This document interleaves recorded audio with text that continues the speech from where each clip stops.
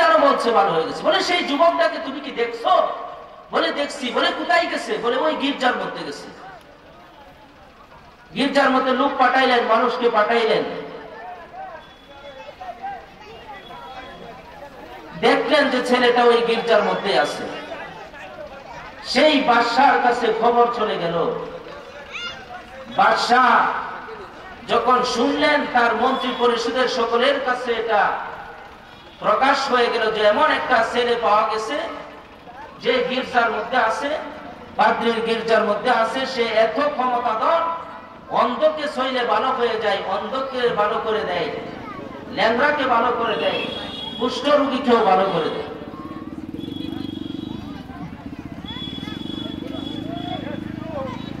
মোহতারাম হাজিরিন, যখন বাদশাহ এই কথা শুনলেন, তার মন্ত্রী পরিষদের মধ্যেও শুনল।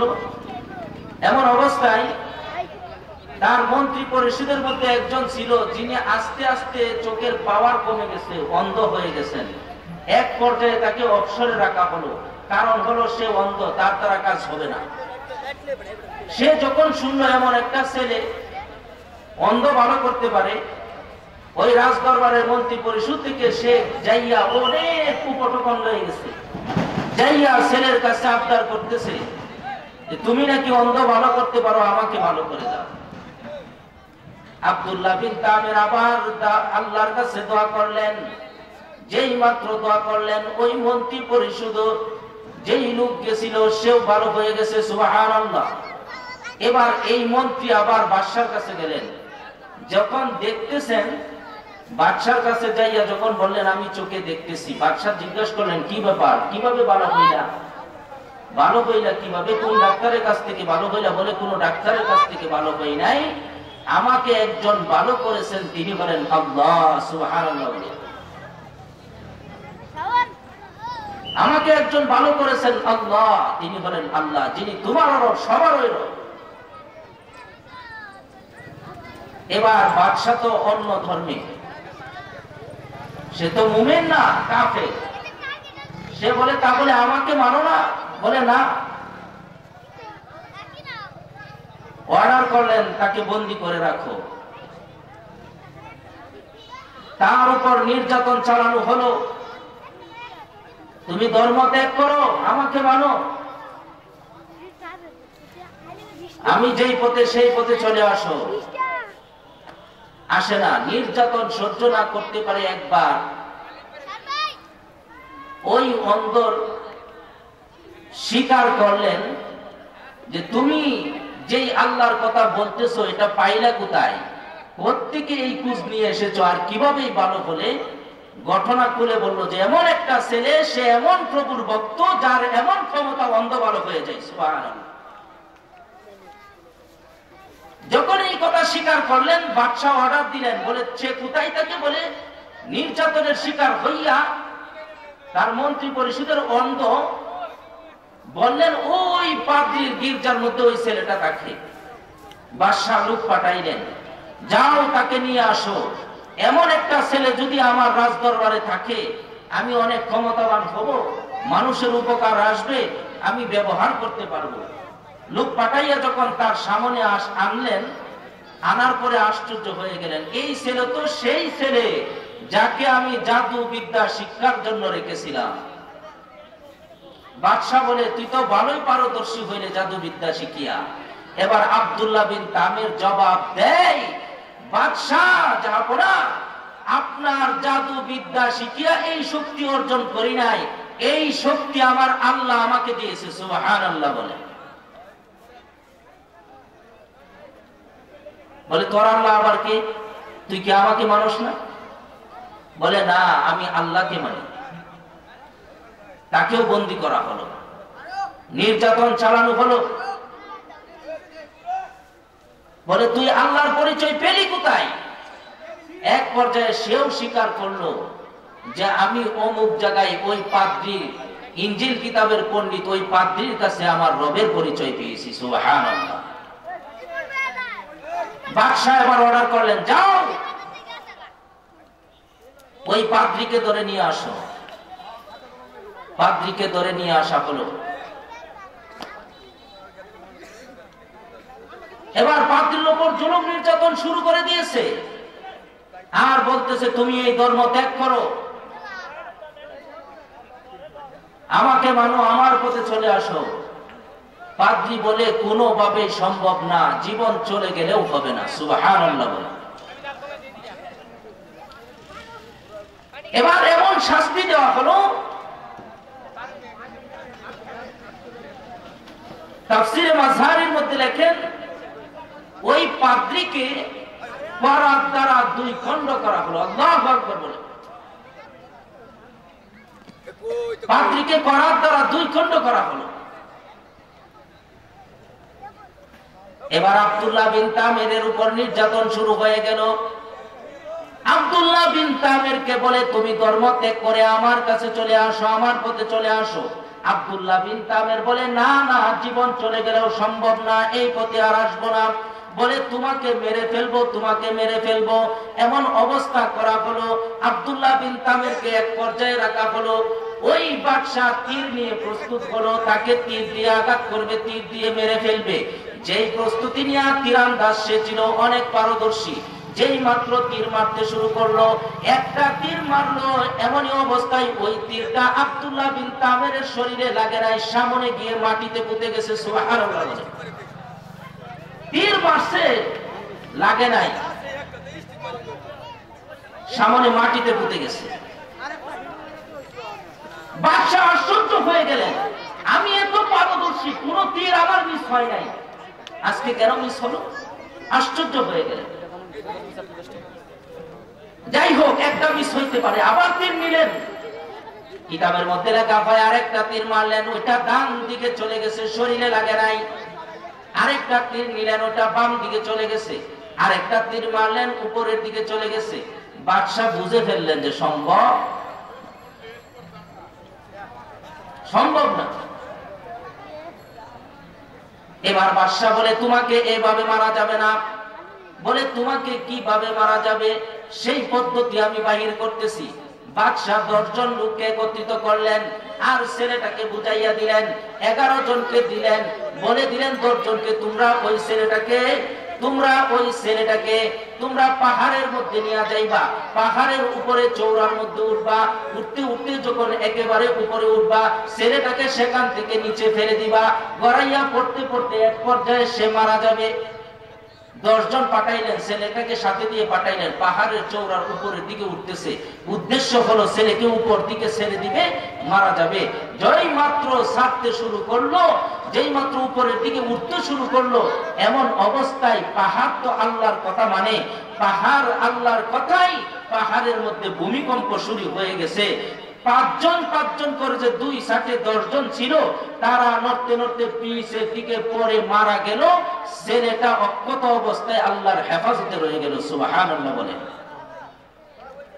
আব্দুল্লাহ বিন তামির, একটা রওয়ায়াত আছে আবার গির্জার মধ্যে চলে গেলেন, আরেক রওয়ায়াতের মধ্যে লেখা হয় আবার বাদশার দরবারের মধ্যে চলে গেলেন। এবার বাদশা দিকে আশ্চর্য হয়ে গেলেন, কি ব্যাপার, ধরে না পাঠাইছিলাম মারার জন্য, বাকি 10 জন কোথায়? আব্দুল্লাহ বিন তামির বলে তারা জানি না, শেষ। বলে শেষ? বলে এইভাবে হবে না। আবার 10 জন লোক ঠিক করলেন। এবার বুদ্ধি বাহির করলেন যে পাহাড়ের জন্য হলো না, এমন জায়গায় পাঠাইবো যেখানে বাঁচার কোনো উপায় নাই, কেউ বাঁচাইতে পারবে না। বাদশার এই ধারণা ছিল। বলে নাউজুবিল্লাহ। 10 জন লোক ঠিক করে পাঠাইলেন। বলে একটা নৌকার মধ্যে তুললেন, ছেলেটাকে মাঝখানে রাখলেন, 5 জন করে বসলেন। বলে দিলেন যখন এই সমুদ্রের মাঝখানে যাইবা, তখন ছেলেটাকে ধাক্কা দিয়া পানিতে ফেলে দিবা, সেখানে তোমরা উপস্থিত থাকবা, যতক্ষণ পর্যন্ত সে না মরবে ততক্ষণ পর্যন্ত তোমরা আসবা না। তাই করা হলো। 10 জন লোক উঠলো, নৌকার মধ্যে ছেলেটাকেও তুললো। যখন সমুদ্রের মাঝখানে গেল, ছেলেটাকে ফালাইবে দূরের কথা, সমুদ্র তো আল্লাহর কথা মানে, সমুদ্রের মধ্যে ঘূর্ণিঝড় শুরু হয়ে গেল। 5 জন পর্যন্ত 10 জন শেষ হয়ে গেল। আল্লাহ ছেলেটাকে হেফাজত করে নিলেন। সুবহানাল্লাহ। এই হলো ইমানের ফসল, ইমানের ফসল। শুধু তাই নয়, মুহতারাম হাজিরিন, এবার ছেলে আবার ফিরে আসছে। মারতে পারে না, মারতে পারে না। আব্দুল্লাহ বিন তামেরকে কোনোভাবেই মারতে পারে না। বাদশা জিজ্ঞাসা করলেন, কি ব্যাপার, তোমাকে মারতে পারি না কেন? কেন তোমাকে মারতে পারি না? আব্দুল্লাহ বিন তামের এবার জবাব দিয়ে বলেন, বাদশা, যদি আমাকে মারতে হয় তাহলে আমার পদ্ধতিতেই মারতে হবে। কার পদ্ধতি? যে মরবে তার পদ্ধতিতেই তাকে মারতে হবে। পদ্ধতিটা কি? বাদশা জিজ্ঞাসা করলেন, কি পদ্ধতি পেলে তোমাকে মারা যাবে বলো, তবুও আমি তোমাকে মারতে চাই, কারণ তুমি থাকলে আমার গতি, আমার নেতাগিরি শেষ। আর তুমি যে ইসলাম ধর্মের শক্তি নিয়ে সূর্য উঠেছো, সেটা যদি থাকে তাহলে আমি ধ্বংস হয়ে যাব, এই ধারণা থাকে। এমন অবস্থায় আব্দুল্লাহ বিন তামের বললেন, আমাকে যদি মারতে হয় তাহলে আমি যা বলবো সেই তরিকা অবলম্বন করতে হবে। এক নাম্বার কথা হলো, আমাকে জনসম্মুখের সামনে উপস্থিত করতে হবে। বলে বিশাল বড় একটা জনসম্মুখে একটা এই আয়োজন করবেন, সমস্ত মানুষ সেখানে উপস্থিত থাকবে আর আমিও সেখানে উপস্থিত থাকবো। আপনি আমার কাছ থেকে তীর নিবেন আর তীর নিয়ে বলবেন বিসমিল্লাহি রব্বিল গুলাম। এইটা বলিয়া যখন তীর নিক্ষেপ করবেন তখন আমি মরব। বলে সোজা ব্যাপার। বাদশা আয়োজন করলো, সমস্ত মানুষদেরকে দাওয়াত দিল, এক স্থানে উপস্থিত হইল। মানুষ সবাই একজন আরেকজনের সাথে সমালোচনা আলোচনা করতেছে, কি ব্যাপার। বাদশা কত চেষ্টা করতেছে ছেলেটাকে মারতে, কিন্তু মারতে পারে না। এবার সকলকে ডাকলো, সবার সামনে মারবে, কিভাবে মারবে? সবার মনের মধ্যে একটাই প্রশ্ন, যে এতদিন মারতে পারে না, এবার কিভাবে মারবে, দেখা যাক। কিন্তু পদ্ধতি তো ছেলে বলে দিয়েছে, তাই করা হলো। বাদশা তীর নিয়ে রেডি। বিসমিল্লাহি রব্বিল গুলাম বলিয়া যখন তীর নিক্ষেপ করলেন, সাথে সাথে কিতাবের মধ্যে লেখা হয় তার মগজের মধ্যে ঢুকে গেছে, তার মগজের মধ্যে ঢুকে গেছে। সাথে সাথে সে শহীদ হয়ে গেছে। সমস্ত মানুষ অভিযোগ এনে গেছে, তাদের বুঝে পড়ে গেছে কি ব্যাপার, আমাদেরকে দাওয়াত দিয়ে আনিয়া এরকম একটা ভালো ছেলেকে, শক্তিধর ছেলেকে এইভাবে মেরে ফেললো। আর যখন এই পদ্ধতি অবলম্বন করলো, তখন সকল মানুষ, তাদের পরিস্থিতি উল্টা হয়ে গেছে, আল্লাহ উল্টায় দিয়েছেন। দেখা গেল সমস্ত মানুষ বাদশার পক্ষ ছেড়ে ছেলের পক্ষ নিয়েছে। সুবহানাল্লাহ। কিতাবের মধ্যে লেখা হয় ওই মুহূর্তে সমস্ত মানুষ স্বীকৃতি দিতেছে, লা ইলাহা ইল্লাল্লাহু ঈসা রূহুল্লাহ। ঈমান এনে নিয়েছে, স্বীকৃতি দিয়ে ঈমান এনে নিয়েছে। বাদশা যখন দেখলো সমস্ত মানুষ আমার বিরোধিতায়, ওই চাইছিলাম একজনকে মারলে সব ঠান্ডা হয়ে যাবে, এবার দেখা যায় সকলে ইমানদার হয়ে গেছে, মারবো কয়জনকে, কিভাবে বা মারবো, বুদ্ধি বাহির করলো। বলে যারা ইমানের স্বীকৃতি দিয়েছে তাদেরকে ধরো, বিশাল বড় একটা অগ্নিখণ্ড বানাও, সেখানে আগুন প্রজ্বলিত করো, প্রত্যেকটা মুমিনকে একজন একজন করে ওই গর্তের মধ্যে নিক্ষেপ করো। তাফসীরে মাযহারির মধ্যে লেখা হয় ওই গর্তের মধ্যে 12,000 মুমিনকে আগুনের মধ্যে নিমজ্জিত করেছে। আল্লাহু আকবার। 12,000 মুমিনকে, তার চাইতে বেশিও। 12,000 বা তার চাইতে বেশি মুমিনকে এই আগুনে পুড়ে মেরেছে। এই আয়াতের ব্যাখ্যা এটাই কিছুটা বুঝে আসবে। কুতিলা আসহাবুল উখদুদ, কুতিলা আই লুইনা, অভিশপ্ত আসহাবুল উখদুদ, ওই গর্তওয়ালাদের প্রতি। কারণ 12,000 মুমিনকে মারা হয়েছে, আগুনে জ্বালানো হয়েছে। কারণ আগুন কার কথা মানে? আগুন তো আল্লাহর কথা মানে। তাফসীর মাযহারির মধ্যে লেখা হয় যেই মাত্র প্রত্যেকটা মুমিনকে ধরা হয় একজন একজন করে যখন আগুনের মধ্যে নিক্ষেপ করা হয়, এমনই অবস্থায় আল্লাহ পাক রব্বুল আলামিন আগুনের ভিতরে পড়ার আগে আগে তাদের রূহটা নিয়ে নেন। সুবহানাল্লাহ। সেই আগুনের কষ্ট তাদের হয় না, কারণ মৃত ব্যক্তিকে আপনি যতই মারপিট করেন সে ব্যথা পাবে না।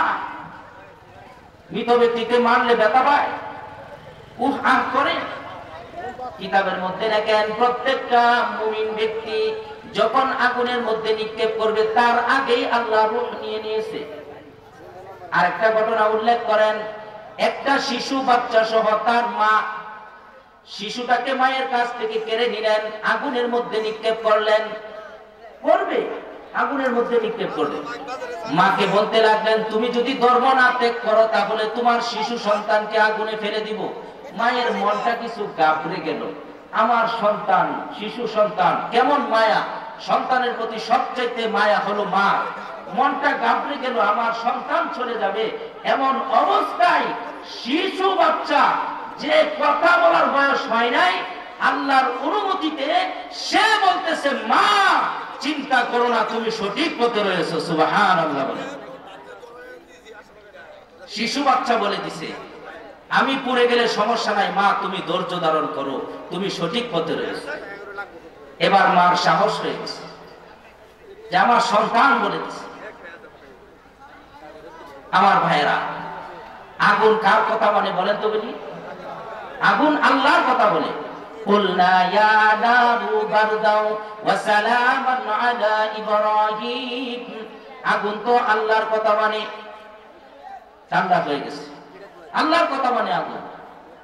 আল্লাহ পাক রব্বুল আলামিন আগুনকে আদেশ করলেন, এই আগুন পাওয়ার বাড়ে যাও, বেড়ে যাও, বেড়ে যাও।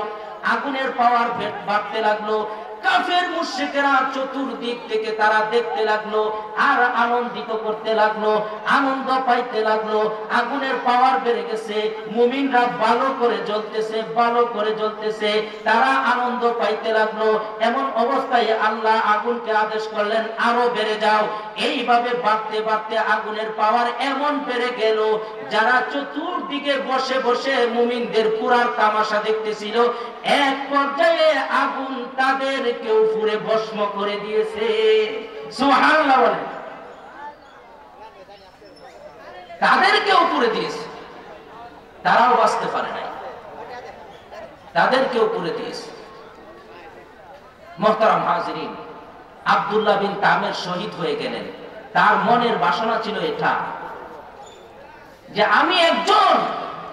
আমি এক যুবকের জান যদি চলে যায় আর ইসলাম যদি কায়েম হয়ে যায়, ইসলামের মর্যাদা যদি উপরে উঠে যায়, আমি একজন চলে গেলে কোনো অসুবিধা নাই। কিন্তু আল্লাহ পাক রব্বুল আলামিন তাকে এমন শহীদের মর্যাদা দান করছেন, যেই ঘটনাটা বলেছিলাম, এই শানে নজরুলটা হলো রাসূল আকরাম সাল্লাল্লাহু আলাইহি ওয়াসাল্লাম জন্মের 70 বছর আগের ঘটনা। 70 বছর থেকে হিসাব করলে রাসূল আকরাম সাল্লাল্লাহু আলাইহি ওয়াসাল্লামের জিন্দেগি ছিল 63 বছরের জিন্দেগি। 70 আর 63 মিলাইলে 133 বছর। এরপরে শাসন আমল চালান হযরত আবু বকর সিদ্দিক রাদিয়াল্লাহু তাআলা আনহু। রাসূল চলে যাওয়ার পরে আবু বকর সিদ্দিক রাদিয়াল্লাহু তাআলা আনহু শাসন আমল ছিল 2 বছর কিছু কয়েকদিন, 2 বছর। তাহলে কত হলো? 33, 34, 35। 135 বছর পরে হযরত ওমর রাদিয়াল্লাহু তাআলা আনহুর খেলাফত শাসন আমল যখন আসলো, ওমর রাদিয়াল্লাহু তাআলা আনহুর শাসন আমল ছিল 10 বছর। এর ভিতরেই ওই আব্দুল্লাহ বিন তামের, ওই শহীদ করা আব্দুল্লাহ বিন তামেরকে ইয়েমেনের যে জায়গার মধ্যে সমাধা কবরস্থ করা হয়েছিল, যেইভাবে মারা ছিল সেভাবেই দাফন করা হয়েছে, কারণ সে তো শহীদ। যে জায়গায় দাফন করা হয়েছিল, এই 135 বছর পরে কারণ বশত কোন এক কারণে হযরত ওমর রাদিয়াল্লাহু তাআলা আনহু শাসন আমলে ইচ্ছে করলেন এখানে খাল খনন করবেন। যেই মাত্র খাল খনন করতে চাইলেন, এমন অবস্থায় একটা লাশ উঠে গেল। সেই লাশটা এমন ছিল যেই তরু তাজা ছিল এবং একটা হাত এই মাথার আঘাতের মধ্যে ধরা ছিল। সুবহানাল্লাহ। কিতাবের মধ্যে উল্লেখ করেন, প্রত্যক্ষদর্শীরা এই হাতটা সরাইলেন, সরানোর সাথে সাথে সেখান থেকে তরু তাজা রক্ত বাহির হইতে শুরু হইল। সুবহানাল্লাহ বলেন, কারণ সে শহীদ, তার লাশ পচে নাই, এরা মৃত না। আল্লাহ তাআলা বলেন, ওয়াকালু ফি সাবিলিল্লাহি আমওয়াত। তোমরা লা তাকুলু লিমান ইউকতালু ফি সাবিলিল্লাহি আমওয়াত, লা তাকুলু তোমরা বলিও না ফি সাবিলিল্লাহি আমওয়াত, যারা আল্লাহর রাস্তায় জীবন দিয়েছে তারা মৃত, বাল বরং আহইয়া, তারা জীবিত। ওয়ালাকিন লা তাশউরুন, তোমরা তা অনুভব করতে পারো না। এবার বলেন শহীদরা জীবিত না মৃত? জীবিত। স্বয়ং আল্লাহ বলেছেন তারা জীবিত, তারা জীবিত, তারা মৃত নয়।